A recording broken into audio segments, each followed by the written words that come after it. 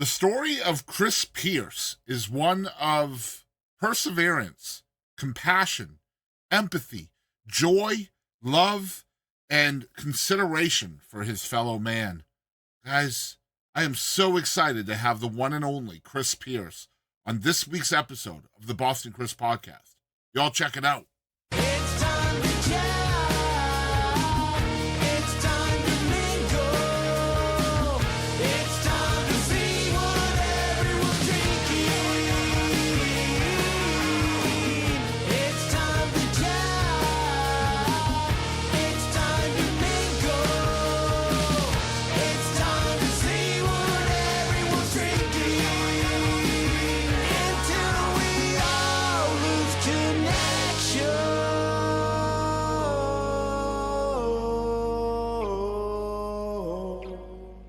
Hey everybody, I'm Marty Dodson. Thanks for tuning in to Boston Chris podcast.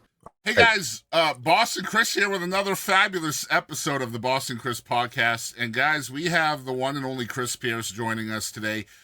We've been trying to make this happen for dang near 5 months now. The first time I reached out to you was, I think, in December.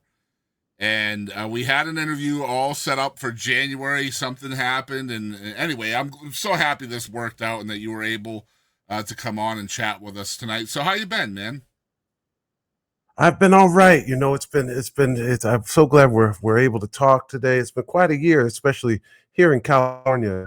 You know, with the year started off with the fires, as I'm sure you know. Yeah. And I'm pretty sure that's probably why it first got postponed, just because it was just the devastation was so overwhelming here everywhere. And but LA and everywhere around LA is folks are resilient, and we've been helping each other and helping folks, you know, pick up the pieces, get everything back together. And thankfully, my home was not affected. We did have a volcano out here for a couple weeks, which was fine. Yeah. And you know, I did a bunch of benefits, and you know, I think the key with that is to keep checking in with folks. You know, there's the immediate response, but you got to check in with people 6 months down the road too and see how they're doing, and make sure you're in a year down the line Yeah. to see how they're doing. Folks lost everything. Yeah, in disasters don't this end fire. after a month or whatever. You know, those things affect people for their whole dang lives. So, like, That's yeah, right. checking in is a good idea for sure. But yeah, I appreciate That's you being right. here. And we're going to share a couple of live songs with our audience. And I'm going to thank you for allowing that to happen, first of all. And the first one is kind of a watershed moment. It's the cover to Southern Man by Neil Young, who has been just a huge Chris Pierce champion over the years. So tell us a little behind how this song came to be for you. Well, in 2023, I got the honor of being asked to open up for Neil Young's Coastal Tour, and that was just, you know, thrilling beyond thrilling. Yeah, I imagine. Beyond words, beyond measure. And you know, we went up on played some of my favorite venues that I've always wanted to play. And of course, I got to watch Neil from backstage every single night and just, you know, be in awe of this music that's intertwined in all of our lives. So, you know, fast forward last year, there are some folks that were putting together a longtime colleague of Neil, a guy Nico Bolas, and another guy Dave Resnick, who I've known forever. We're together a tribute album, and a tribute album where the proceeds were going to be donated to the Bridge School. So it's kind of like a Bridge School benefit, but in an album. And they asked me if I wanted to be a part of it, and of course said yes. And I had a dream of a version of Southern Man, really slow, in kind of a waltz form. Yeah. And I woke up and I kind of sang it in my phone, and I called Nico and Dave, and I said, "This is what I'd like to do, and I also would love to with Neil's permission, of course, make it more first person and change a couple of the lyrics. So, I'm your black man coming around. I Yeah. swear to God, they're going to cut me down. Mhm. To really historically speak to through my ancestors, and so they went for it and said hell yes. And we went to the studio and did 2 takes and picked one. We picked a live take that went down in the studio. I think it was around 9 a.m. And this is hit. Now it's going to be coming out at the single's out, but Yeah. the album's coming out on April 25th, and it's called Neil Young, Heart of Gold, Songs of Neil Young, and it has Brandy Carlisle on it, Fiona Apple, and Courtney Barnett, Steve Earle, Eddie Vedder, Stephen Marley, all kinds of Yeah. people. And so I'm just completely honored to be a part of it. Southern closes out the album, which is just really a really cool thing. I can see the awe in your face still, like even now, like I can see the awe, like how surreal it is to you. Man, imagine the courage needed to change a song from such a legend, my dude. That encapsulates who you are as an artist, I think. Was there a lot of debating over that internally? Like, should I reach out and try to change this man's song? Like, this is Neil Young. Yeah, no, there wasn't no way. The first time I met Neil Young, it was after one of my sets, opening for him, Yeah. and he said some words to me that I'll never forget. He said, "Just keep doing exactly what you're doing," and so I was confident that he wanted me to do. He wanted me to do what I do with the song, and of course, I don't think anybody has any doubt in their mind how much I respect Neil Young and his legacy and the Yeah, music. of course. So, Yeah. I felt like he was just behind me 100% when I went in to do it, which is why I think we got the performance we did. Yeah, and I think that prior relationship with him probably definitely set you at ease to be able to feel like you could have that creative license with someone else's song. It makes sense to me, man. I'm excited to show the song. This is live from the Kennedy Center too, which makes the song even more prominent in my opinion. Like, and the courage needed to share your side of the song on such a controversial setting. It shouldn't be that way, but it is now all of a sudden, as we know. And I'm just excited to show this to everybody out there. This is Chris Pierce's version of Neil Young's Southern Man, completely live and acoustic. Y'all check it out.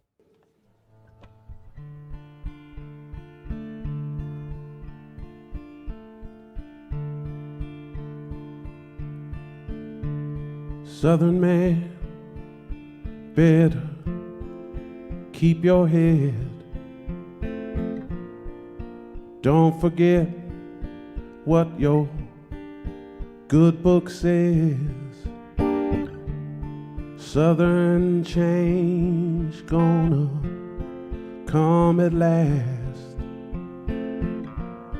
Now your crosses are burning fast. Southern man,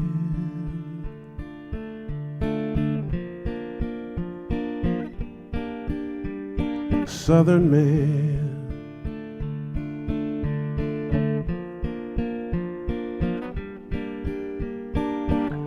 I saw cotton and I saw black,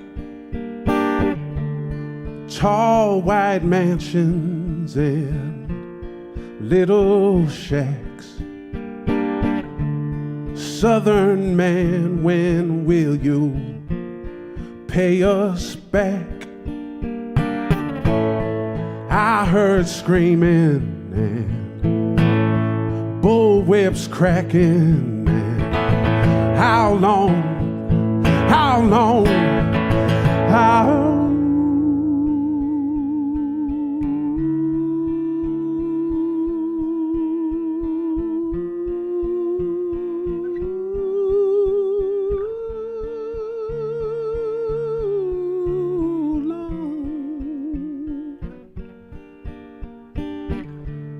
Southern man, better keep your head. Don't forget what your good book said. Southern change gonna come at last. Now your crosses all, now they're burning fast. Oh, Southern man.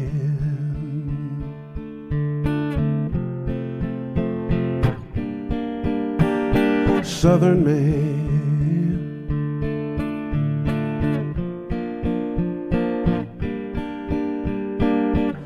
Lily Bell, your hair is golden brown.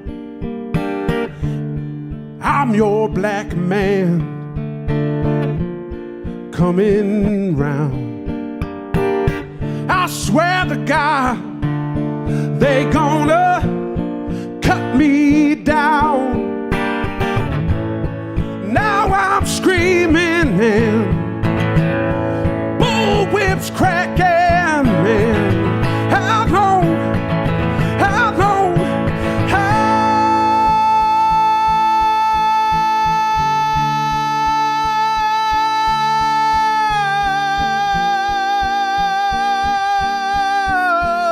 long?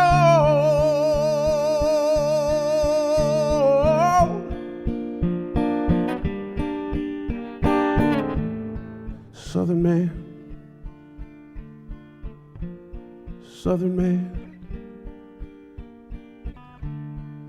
don't forget what your good book said. Southern man, Southern man, Southern man.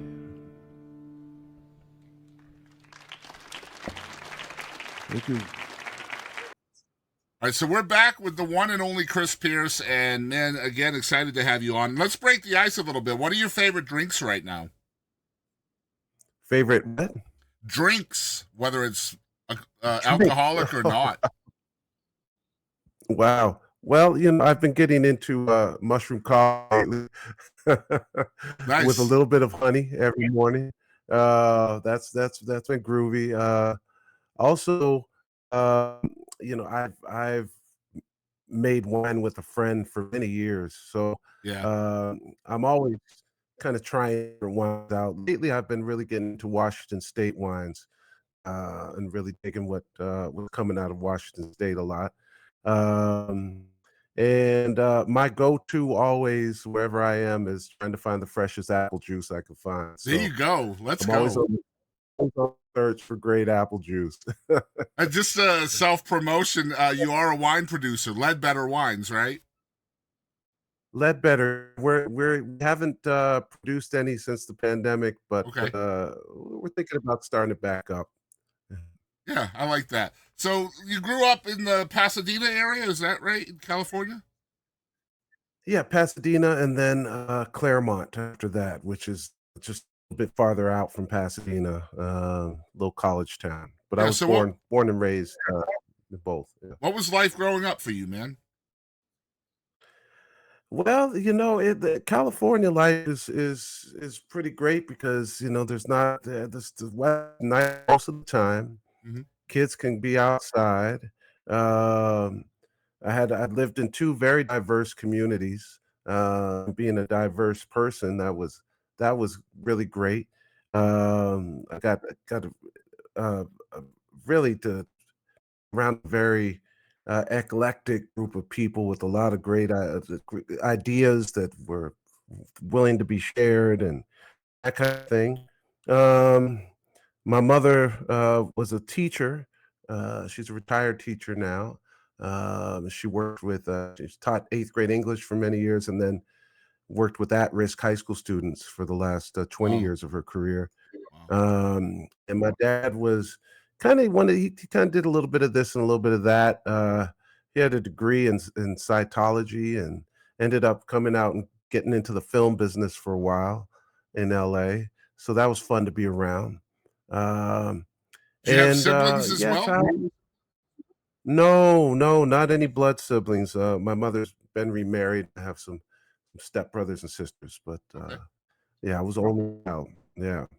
So And yeah, I grew up around a lot of music. I grew up singing in church choir and started trying to write songs when I was really young. I grew up surrounded by vinyl records. It's just some really great stuff that my folks had, and music was always a big part of our living room, dining room, kitchen, everything. It surrounded us everywhere. Yeah. yeah, And so yeah, it wasn't growing up was pretty cool for me. There was of course some stuff like everybody that happens, some stuff I had to overcome and get through. But for the most part, I had a pretty blessed childhood. Yeah. that's good, man. Yeah. So I feel like a lot of times in a musician's life, a songwriter's life, a lot of their influences, their vibe, their sound is so derivative from where they came from, whether it's geographically speaking or culturally speaking or just who they were raised by, etc. So, Yeah. like, the question here is like, what are some lessons you feel like you learned from your folks early on that you still kind of apply today as a musician, a songwriter, an entertainer, etc.? Well, I think the main thing I learned was the, a few things. One is to never be ashamed to show your love for another person. Um, and that was, my parents were the first interracial couple in our neighborhood, and some stuff happened, including a cross burning on our front lawn, uh, folks trying to break into our house, um, and I learned them instead of like tucking back and being scared and feeling like they needed to stay more. They went and had a barbecue right where that cross was burning. Invited a very colorful group of friends over, Love it. very diverse, and played music and danced and sang and so I learned to be proud of who you are and be proud of who you love from a very early age. And I also learned from them uh, to to to respond with love, no matter what. Um, them going out and doing that was to me a loving response. It was saying, our arms are open. You can see us for who we are or not. That's your choice. But we're not going to fight back in any kind of way that is going to endanger you or your family like you did us. If instead we're going to demonstrate love and hope that you can at least leave us alone. If not, come and join us and see what we're Mm. doing over here because it's not that bad. Nothing to Simply be put, afraid it's of. it's meeting division and hate with love and joy, essentially, at the end of the day. And That's right. um, yeah, That's and right. I love that because I see that in your story so often over the years, man. Like being interracial and really living your truth through your art. You get a lot of pushback Mm. from that I've seen over the years, and I love how you always meet that pushback with joy and a smile and love and kindness. So that's something that kind of was embedded in you as an early age, then, huh? It was, and resilience, empowerment, reminding people and reminding yourself and those who have been oppressed to never give up the fight, and also I think that just from an early age, I got the impression from my folks that don't stop reaching out to people, just who have stayed silent for too long around the issues that affect everybody. Keep reaching out to them, keep poking them, keep trying to get through, because it's like giving up on an addict. People that are racist and complacent and all these things that we need folks not to be. They're addicted to it in a lot of ways, and it's like you can't give up on them. You have to keep letting them know that you're here. There's nothing to be afraid of. That there's information, and there's a whole way of looking at life that's different from the way they're Mhm. looking at it. And so, it doesn't always work, No, of and course not. it's definitely definitely an uphill climb. But to Yeah. me, it's worth it. If you one person, it's worth Yep. it. And at You the end of know, the day, I mean, if you look at it the same way you look at your joy and your love and all that as being embedded in you, then their hate and their division could have been embedded in them as well, the same way. So, that's you right. know, That's and that those kind of learned things, especially generationally speaking, are really hard to unlearn.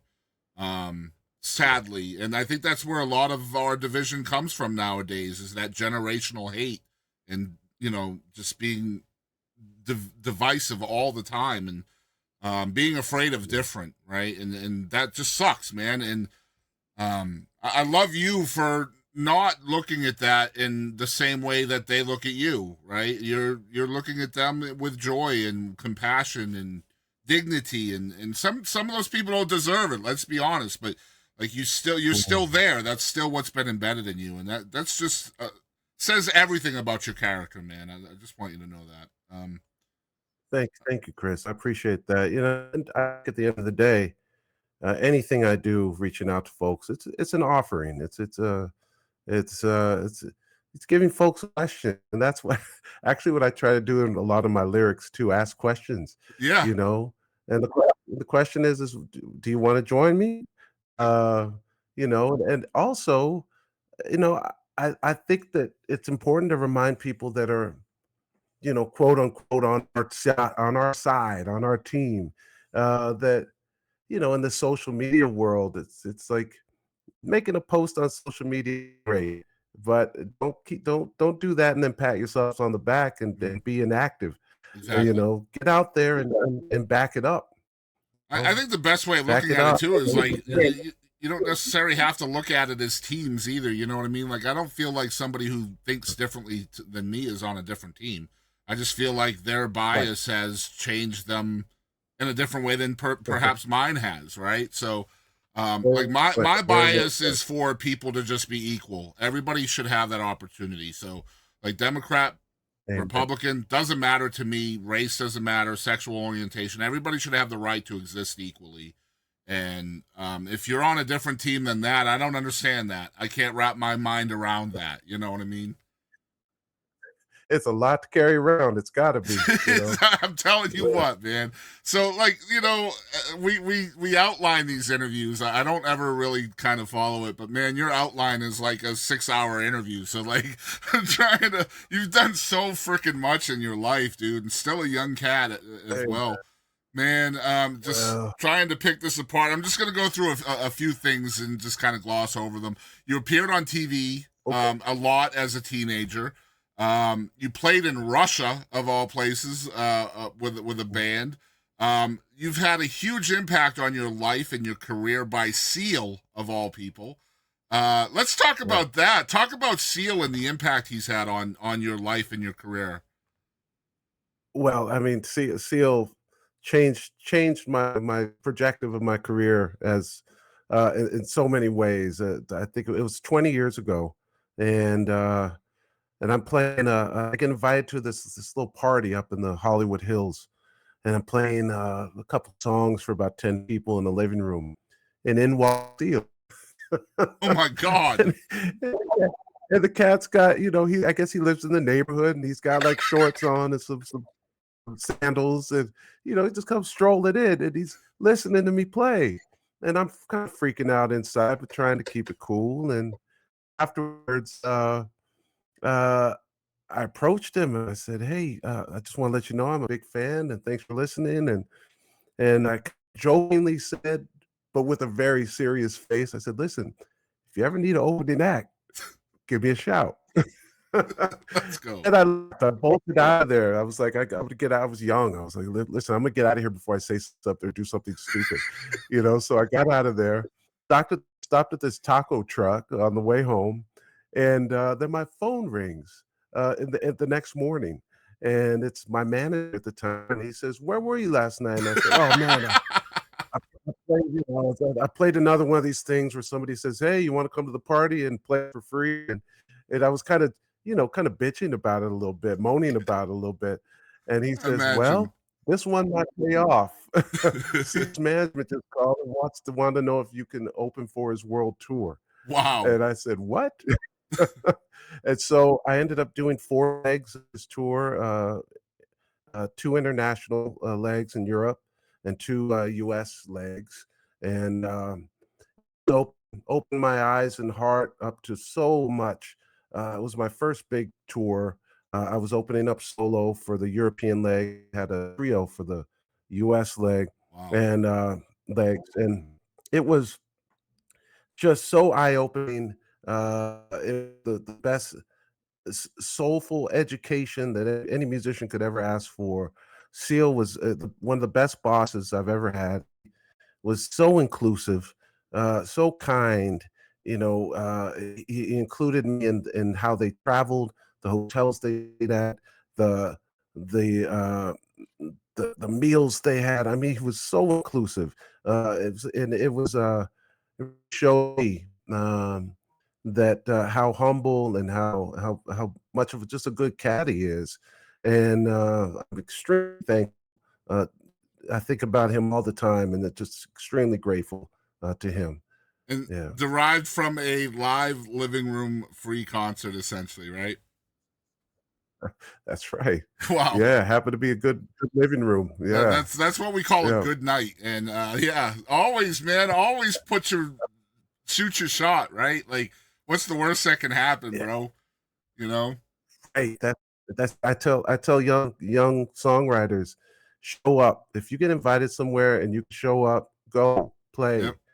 Yep. Do give it your all. Play in the living Yeah. room like you would a stadium. You know. I just love Yeah. that you had the confidence though to walk up to Seal and say, "Hey, man, if you need an opener, I might be available." Yeah, shoot your shot, man. You just Yeah. never know. Man, we had a Yeah. songwriter, Grammy-winning songwriter, on the show recently, and she told us a story about hiding in the bushes to try to get a demo to Conway Twitty. So shoot your shot, by Ooh, God. You just never know what's ooh, gonna happen. You know what I mean? right. Wow, that's a good. Yeah. I would have to check out that interview. Her Listen to name's that Jan story. Buckingham. If you want to check it out, yeah, that was a great story. Okay. All right. Anyway, so yeah, you've done a lot. At 15, you were diagnosed with something that should be pretty life changing for a musician, and I know you've talked a lot about this, but I think it's called otosclerosis, right? And this affected your Oh, that's hearing, that's correct. and so it essentially you Yeah. lost all your hearing in one ear and most of your hearing in another ear. Is that right? Well, initially, I lost pretty much all my hearing in both ears, and then I had a surgery when I was 16, called a deck, and they went into my right ear and removed my stapes bone and replaced it with a like a prosthetic stapes bone. Okay. And then I basically still deaf in my left ear. I had to basically kind of learn everything over. My brain had to catch up. Um, and so I started plugging away, and it was a really hard road, but I really wanted to get back to music, and so that's what I ended up doing. And and then I got a scholarship and went to college, and I never really told anybody that I was deaf in my left ear. And my right ear, I had got about at that point, I was probably about 65, 70% in my right ear. And you were And instrumental so before this happened. You already played instruments and stuff like that. oh yeah, yeah, I was singing and playing and playing TV and all kinds of stuff, before that. So my soul was in crisis when it happened. I mean, I Oh, I was can just imagine. completely devastated. But yeah, but I had choices. I could face the mountain and start climbing, or I could choose to retreat, and I Mhm. I chose to climb, and it's a really, if there's anything that's going to test musicians' love for music, it's going deaf. Yeah, So, I can imagine. um, And so that's why I yeah, asked the story about lessons earlier, because like it's pretty clear to me, having read your story, that perseverance that you learned from your folks was instrumental, no pun intended, in getting you through this soul crisis that you self-described, right? That that's right. perseverance came in clutch. That's right. That's right. Absolutely. Absolutely. And I figured out a way to get through it, and I figured out a way to show up, and for many, many years, decades, I didn't tell anybody about it. I'd just show up, and I'd always ask for the monitor on my right, and I learned how to read lips and read body language and just figure out a way. And so I ended up kind of feeling like it was this kind of superpower in a way. Like I've got this kind of hidden thing that nobody knows about, and it's powerful, you know. And so I ended up using it to my advantage, I think, and it's spiritually, as far as like dealing with it. I get pumped up when I think, you know, I'm in front of all these people and nobody knows that I've deaf in one ear, partially deaf in the other. And then the just the opposite happened. I got asked to do a TED talk in 2013, and they wanted me to talk about I think the word limitless was the theme that they wanted everybody to write about and talk about, being limitless. And so I reached really deep down and I said, now, you know, now's the time to talk about this. And I talked about it in the TED talk, and I started getting letters, man, from all over, from people that were just really affected and hearing their story. And I realized, you know, everybody's dealing with something, you know, and everybody's got mountains to climb. And, you know, if I can get out and empower others with this story, I'm going to start talking about it. And so that's what I did. Instead of tucking it back and hiding superpower, I was like, let's let everybody know. And then it just grew and grew and grew and grew, as far as uh just holding my own power with it, you Yeah, know. It's like, not only do I know I've overcome this, but I'm helping other people with this story. So how how how much of a blessing is that, you know? absolutely. I feel Overcome like something and then at the end of others. Yeah. I feel like looking at your story, like being vulnerable so I don't want to say easily because it's never easy to be vulnerable, but just being vulnerable in your lyrics, right? Being able to put out your heart, your soul in your art. Do you feel like that really helped Mm. you in being vulnerable with your personal disability story as well? In other words, do you feel like being a songwriter helped you to be able to take that step and being vulnerable and helping other people achieve and overcoming as well? Yeah, I mean, honestly, this may sound weird, but I I don't think I know any other way to be, you know, like, Yeah, it's just this is my natural state. it's DNA. Um, it's who I am, yeah, Mhm. yeah, and s that's just what I do. I just, you know, try to stay true to who I am and true to myself, and, um, and if folks listen, that's Yeah. even better, you know? Yeah. I love that, man. And let's talk a little bit about your songwriting because, again, your songwriting is so empowered by who you are, what you've been through, what other people are going through, the opposite of joy, all of those things, and being truthful in your art. Like I said earlier, it can really piss off some people.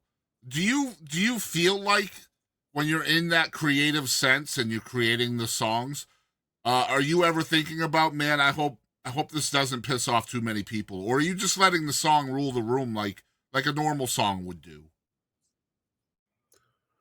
Well, I do not think about, pissing anybody off. Right. That's not part of my process. And at the same, it's, you know, the same point, I try to leave people with questions, search, and find the answer for themselves in my songwriting. Okay. Um, you know, I try not to point at people. I try to give them information, Yeah. and then you decide what you think, what you want to do with that information. It So it's could be basically something it's basically devastating. never taking a position of telling people what to think or feel. You're just giving them the information and then allowing them to feel or think whatever they want to. Right, and holding no punches in that information, of Right. course, Of but, course, you the know, you truth the might be truth something that is you the base of it don't. all, the foundation. Yeah, that's right. And so, you know, myself and I have a couple writing partners that I write with a lot. One's named Mark Malone, another Marvin Etzioni. Uh, we all talk about it. You know, let's back if we're going to write about something like, say, my song Tulsa Town, the Tulsa Race Massacre. Yes. We're not gonna take that lightly. We're gonna do weeks and weeks and months of research. We're gonna we're gonna really know about the subject. We're going to break it down. We're gonna discuss it. We're not just gonna sit down and write a song like that that's that heavy.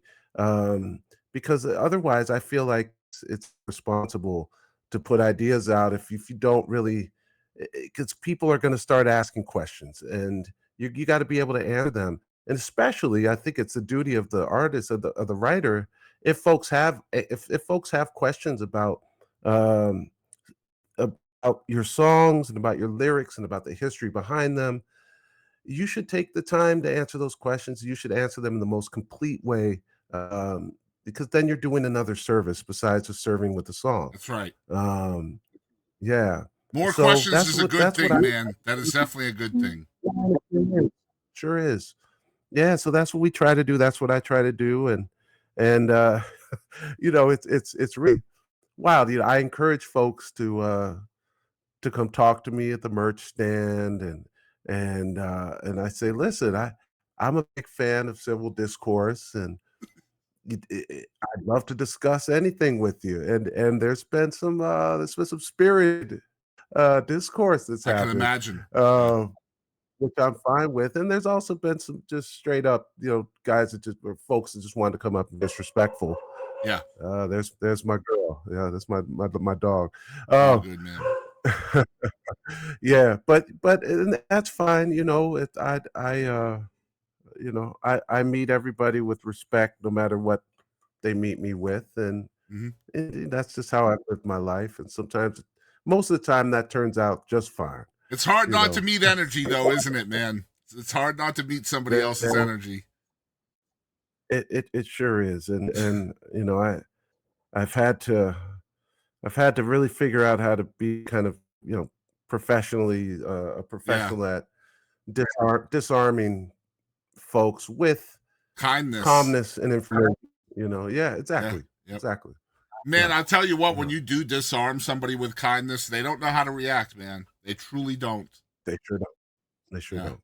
Yeah. Yeah, And it's yeah, you really, I don't want to say it's fun to watch, but by God, it is fun to watch.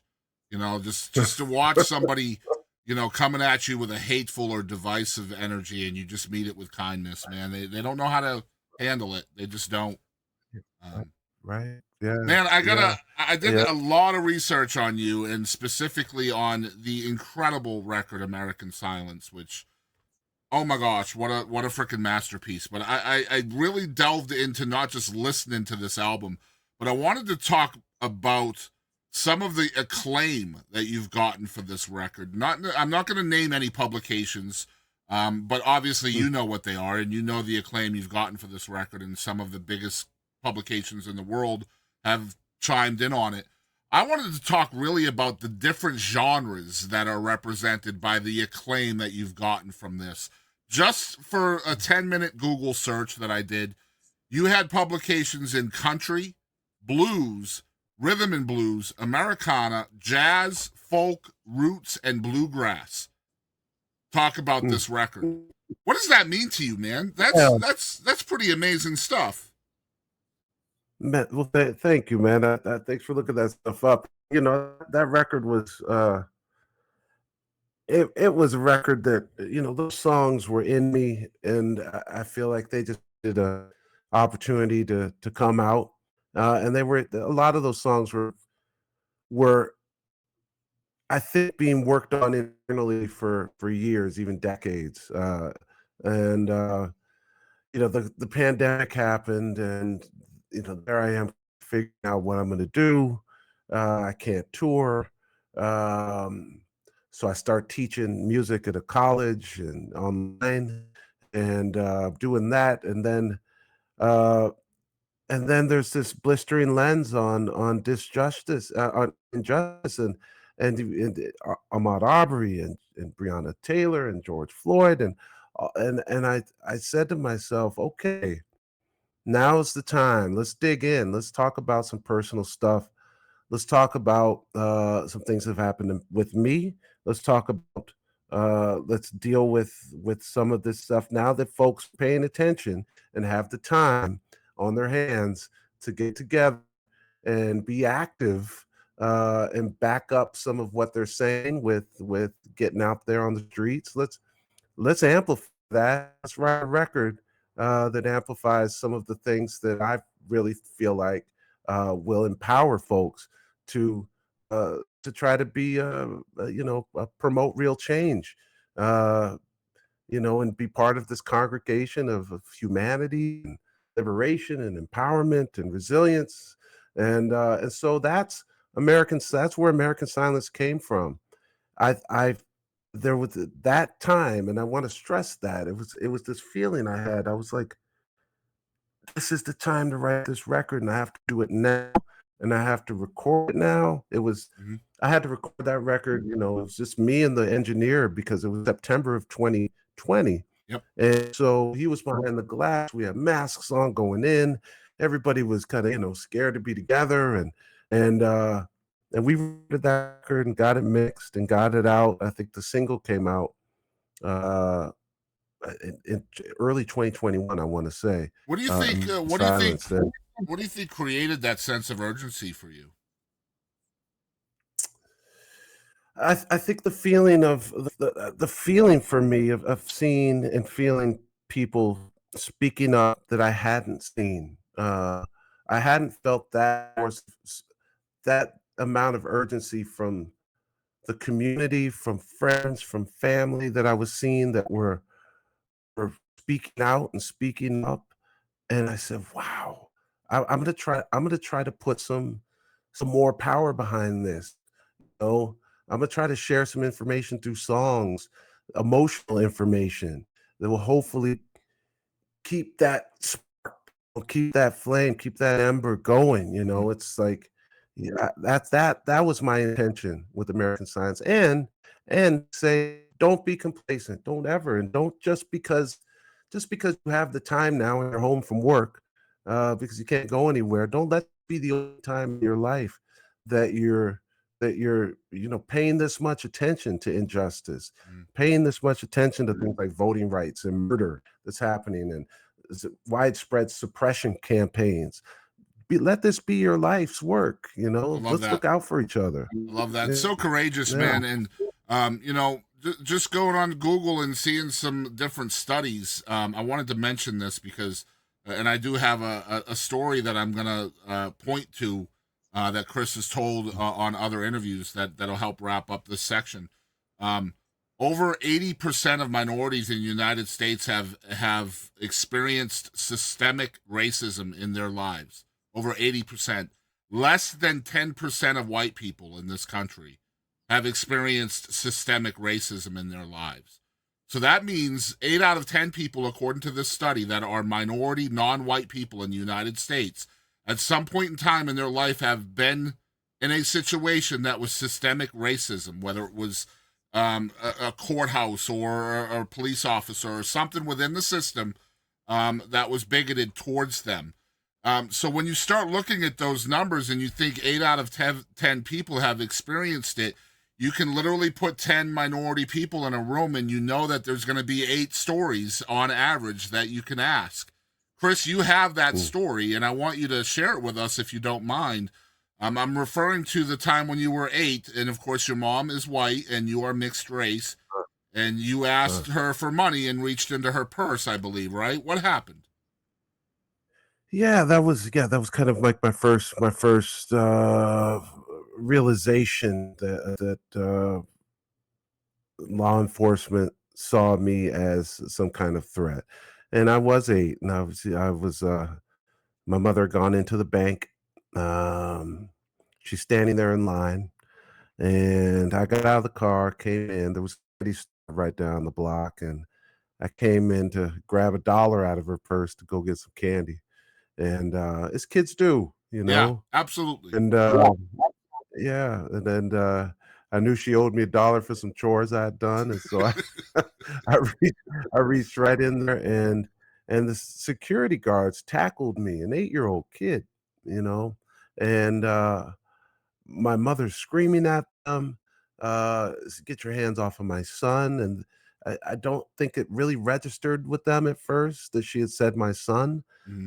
and this is my white mother, and, uh, and it ended up, the situation got diffused, pretty quickly, but I was on the ground, uh, tackled by, 2 security guys, and, uh, and I'm laying there and I'm realizing, "Wow." people this is how people see me standing with my mother. This is how people see me um, when I'm alone. Uh, and it really it hit me. And a kid should not have to think No, about that kind of stuff no. at 8.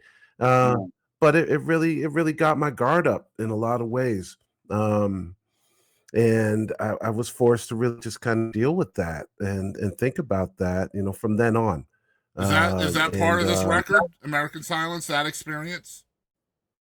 it is in a way. I do talk about different things that have happened. I specifically talk about the cross brain. I talk about being 15 and being shot at by skinheads, and Mm. talk about being stabbed. I talk about a lot of the different things that have happened because of the color of my skin. I talk about being arrested, a couple different times for different things that were not justified at all. Yeah. So, yeah, I get into it, get into some personal time stuff, but that was the first thing for me that really opened my eyes as a child. Like, you're this cute kid, people are people are, you're 8, and it's only going to get, as you get bigger, it's only going to get more amplified, unfortunately. And so I had to realize that really young. Um, This yeah, blows my mind, again, how anybody could perceive an 8-year-old as a threat to anybody, first of all. Like, it just, I don't care who you are, what color you are, what gender you are. It doesn't matter. I mean, come on. Um, yeah, that's why that's yeah. why God gave us a voice, man. Ask questions first. It's so simple to do, really. I appreciate you That's right. letting us talk about that today, because Or the record American Silence is just as I put the word transcendental on it in my notes. That's my word. That mm, didn't come from anywhere mm, else. It's just such a record that people should hear and listen to. And I implore people out there to search this record out and spend some time with it without any distractions. Really, really, really, really deep dive into the record. I hope you guys will do that. Chris, thanks for thank talking about that with me. Let's talk about the Kennedy Center, because we've been friends for a little while now, and the whole thing with the Kennedy Center. I'm not going to talk about the controversial stuff, but as a response to that, a lot of artists have had to make up their mind on whether or not to keep their scheduled performances, and a lot of artists have decided not to. Some have decided to keep them. I know from being your friend on Facebook that you flip-flopped a little bit on this, so I want to know why. First of all, I have a feeling I know why, based on watching the show and listening to the entire concert, which was phenomenal, by the way. And you. I think I might be wrong that you had decided not to do the show, and then you decided to do it. Is that true? No, that's not true. Okay. No, I was always gonna do the show. Yeah. Okay. Uh, yeah, my immediate response was, I did think about it, I will say that, and I did reach out to a couple people I trust to, kind of weigh a couple different opinions, with my own. But yeah, I always felt like, this is something I have to do.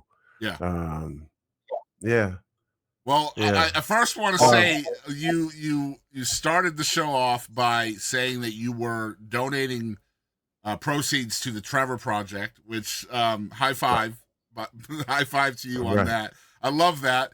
Right. You could almost hear the confusion from the audience, which I loved, by the way. And you also, what was the other thing that you decided to donate to that night as well? It's slipped my mind.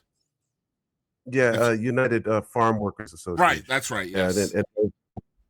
they help with they help migrant workers with legal fees and Yeah. do all kinds of really good stuff. Yeah. I was just like, man, I showed that to my wife. Just coming out and talking before your performance on where the money was going. And she was like, I love this guy. Oh, right on, So, man. man, Thank I you. love you for that, man. If you guys don't know what the Trevor Project is, please look it up. And we support that too on this show, big time, big, big, big time. So I was so happy to hear that come out of your lips that night. And phenomenal show, by the way. You really made those people think, and I love that. Great stuff. Yeah, Um, yeah, yeah. I said if I'm gonna do this, I'm gonna do a 12-song protest set, yeah, and raise my voice, and that was my way. Some people's way was not playing, and I respect that, and they they protested in that way, yeah, and my way is showing up. yeah. That's always been my way. And I love I that don't it you was know, it was dang sure a 12-song protest, and I implore everybody to watch that as well. It's great. We're gonna take a Thank you, quick Chris. break. We're just about done with Chris. We're gonna do our having fun segment right after this, and another song, which by the way is my favorite song, which we're gonna talk about right after the break. I'm putting it together right now, and I'd love to get it out that any student, I don't care how old you are or what, if your heart lies within this kind of domain of the sound, playing, any of that, I'm gonna start taking one day out of every couple of weeks and invite students in for a very small charge, and I will tell you whatever you want. Any question you got, I'll try to answer it. Well, I will certainly put that out there. I'll make this a little ad for you, and we can share it Because everywhere. they'll have full access to the studio, everything. I can tell them everything about how all of this started from analog into the digital world, and you'll be able to have hands on, and I'll show you why analog sounds better than digital. Amazing. Yeah, I'll definitely cut this out. I'll make a little ad out of it, and we can share it everywhere. That's awesome. Absolutely. Because I'd love to do it. That's my legacy is to leave with. It's the pass it down, right? Yeah. I mean, all right. So Right. we are back with Chris Pierce on the show for the first time, and the second song we are including as in this episode is "You Do Not Weep Alone." I love this song so much. Tell us how this song came to be, Chris.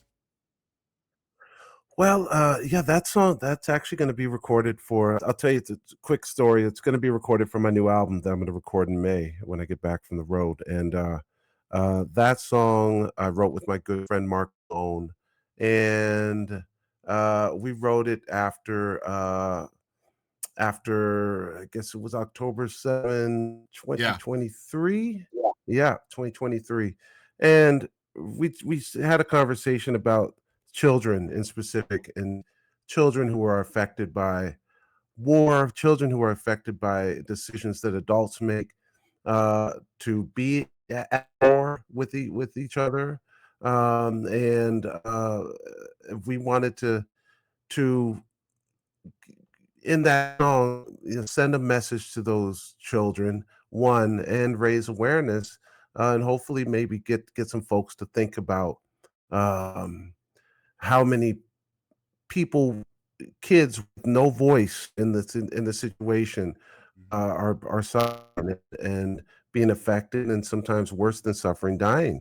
And a lot of times, and so that's what that song speaks to, and it's unfortunately to me, it's a timeless song, um, and I think that that song will, for years to come, God willing, I'm around to play it. It will affect people, and because that's what human beings do, and it's not right, and we want to give a voice to those kids and send a message to kids as well, to children, innocent children. yeah. Well, thank you for writing it, man, and thank you, Mark, for writing it as well. What a powerful song. Again, all these songs make you think, man. There's nothing that Chris does that doesn't make you sit down and actually listen. Just incredible Mm. stuff. Y'all check out this song. It's called "You Do Not Weep Alone" by Chris Pierce.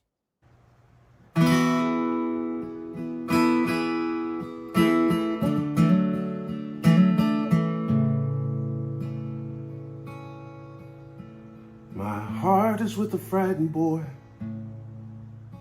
in the fallen house of fire. I don't care what his name is, his father's national desire. My heart is with a frightened girl with a bruised and bleeding face. I don't care what her name is, her land, her tongue, or race.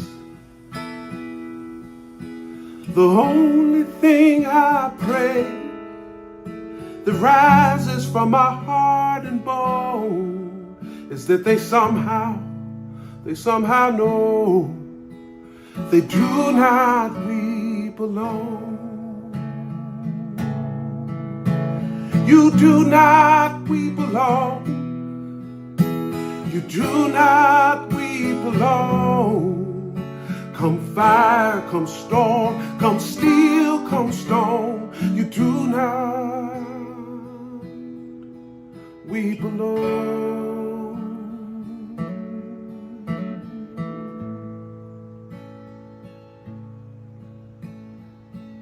Whatever heads of state will say, who's won, who's lost, whose flag will stay, doesn't matter anyway.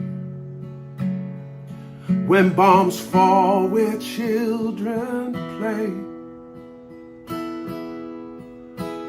the only thing I wish that rises from my heart and bone is that they somehow know they do not weep alone.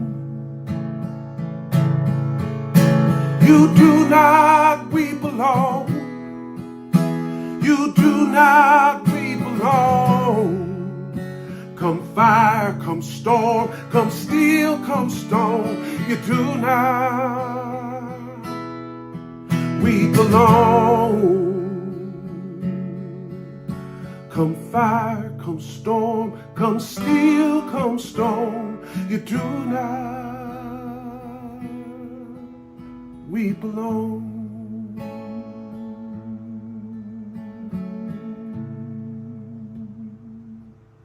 All right, so we are back, and it is time for our having fun segments. We'll wrap this up as quick as we can. I appreciate your time today, Chris. Thank you so much, man. Thank you. All right, so these segments are just quick. We use them for shorts and stuff like that to kind of promote the episode, but we also timestamp our YouTube and our Spotify, and we put having fun, and this is where people start watching the most. So this is a lot of fun. All right, so the first one is called Mount Rushmore, and as you know, Mount Rushmore has 4 people on it. Who would you put on your Mount Rushmore of most influential artists to Chris Pierce? You can only choose 4. Okay.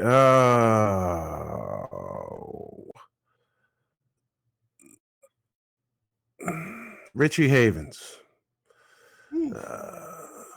Nina Simone, Bill Withers, and Pete Seeger. Wow. Okay. So, all right, next one is called What the Heck? And this is randomly drawn questions in a rapid fire fashion. And you just have to turn your filter off. You have to answer the first thing that comes to mind, okay? All right, number 1 is, have you ever used your phone's flashlight to try to find your phone in the dark? No. Lucky you. Number 2, would you rather eat a handful of hair or lick 3 public telephones? Like 3 public telephones. All right, are you more of a hunter or a gatherer?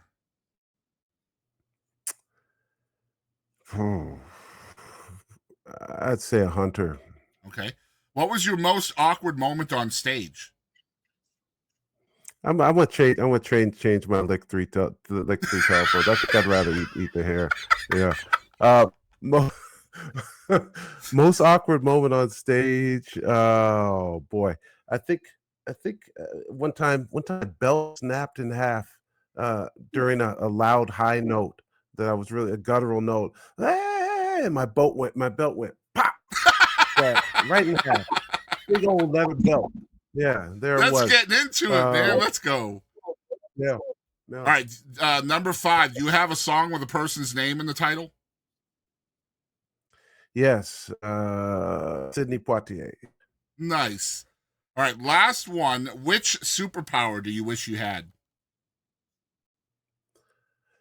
Wish I could be invisible. Man, everybody says that. All right, next segment is called One Artist. Who is one artist you wish the whole world knew about, Chris, other than yourself? Oh boy.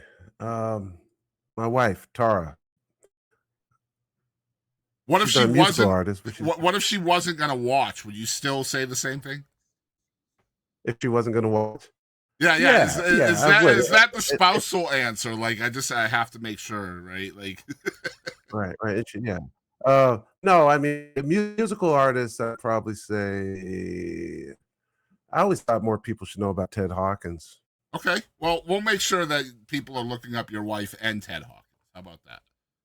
All right, all Because right. I agree, your wife is amazing, absolutely Yeah, amazing, and she's a great activist too, out there telling her truth and changing a lot of lives because of it. So, just yeah. say her name again, just so people will know.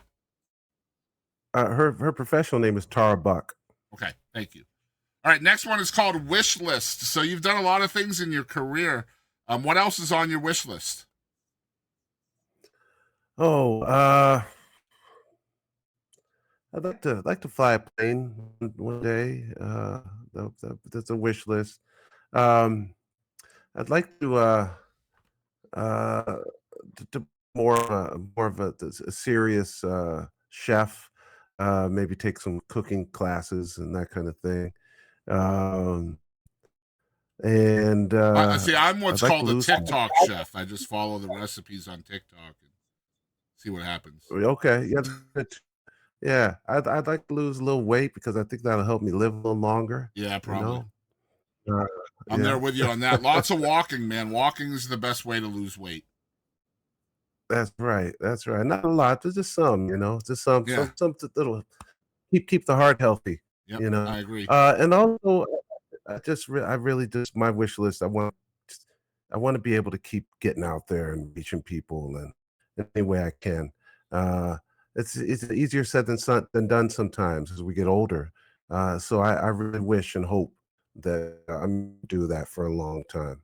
Yeah. Awesome. And okay, so the next, I got three more. Next segment is called Personal Best.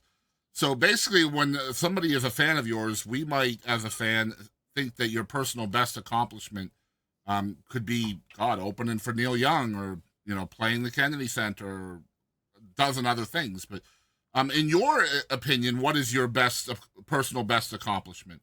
And this just doesn't have to be music related. Yeah, I don't really put a lot of stuff out there publicly, but I do work with a lot of people that are having a hard time, kids, adults, um, and so I think dedicating my some time to those causes and showing up, I think is some of my best work, affecting people in that way. Sometimes where I'm not, playing a note, just showing up for folks. Yeah. Yeah, I love that. Okay, two more. Next one is called Moment or Person of Gravity. This is basically a moment in time or a person that most affected your career or your life. Mm.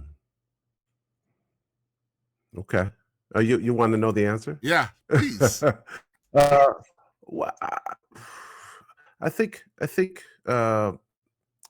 opening for BB King Oof. and hearing his stories, uh, kind of just being a student watching, um, and Neil Young, I'd say those two, just being around both BB King and Neil Young and soaking their just magic in Yeah, as many in any way I could, you know. Yeah. I've been pretty blessed when it comes to BB King. Never got to meet him, but one of his guitar players is a guy named Andrew Junior Boy Jones. Not sure if you've heard that name Hmm. before, but Junior Boy used to play in BB King's band, and then his bass player was a guy named Russell Jackson. And I'm friends Yeah. with both Junior Boy and Russell Jackson, so I've gotten to hear a lot of BB King stories over the years, and man, uh, Mhm. it's just great being a part of, or being friends with folks like that and hearing those stories secondhand is just amazing. Um, Yeah. from what I could Yeah. tell, that guy was a giant in every single way, not just as a musician, but yeah, That's right. That's right. So giving, so yeah, giving. yeah. Yeah. Man, I appreciate that one. All right, last segment is called Who Do You Think You Are? Who is Chris Pierce? That's a good question. I'm a cat that's doing the best he can with what he has. You know, um, I'm a guy that doesn't back down. I'm a guy that knows what it means to fight for things and fight for people, and I'm a guy that's filled with a lot of love, and not ashamed to give it. You know. I love that, man. You talked about new music coming in 2025. When can we expect that? You're making the record in May? Yes, I'm making the record in May as soon as I get back from the road, and I'm going out. First, I'm going out with Our House, which is the music of Crosby, Stills, Nash and Young, Yep. which is going to be a fun tour. And I'm coming home, and I'm going to get together a really great ensemble of musicians, and um, we're going to make a really great folky, bluesy, gospel kind of record. Very, I'm kind of picturing mostly acoustic instruments and Nice. kind of Tone like if down. American Silence. Yeah, if American Silence had a little bit of backing, if it weren't the pandemic, what would that album sound like? You know? Yeah. Yeah. Good stuff, man. So I've got some songs. Yeah, I've got some songs about my workers. One I played at the Kennedy Center. I've got songs about pride. I've got a song about some songs about. I won't give them all away, but I've got some really powerful stuff that's going to be on this album. Yeah, I can't of wait to course hear it, man. Can't wait to hear it. Yeah. Well, I appreciate that, man. So just so folks know, you've got your I've had your @ on the screen the whole time. It's @ I am Chris Pierce. The website is chrispierce.com.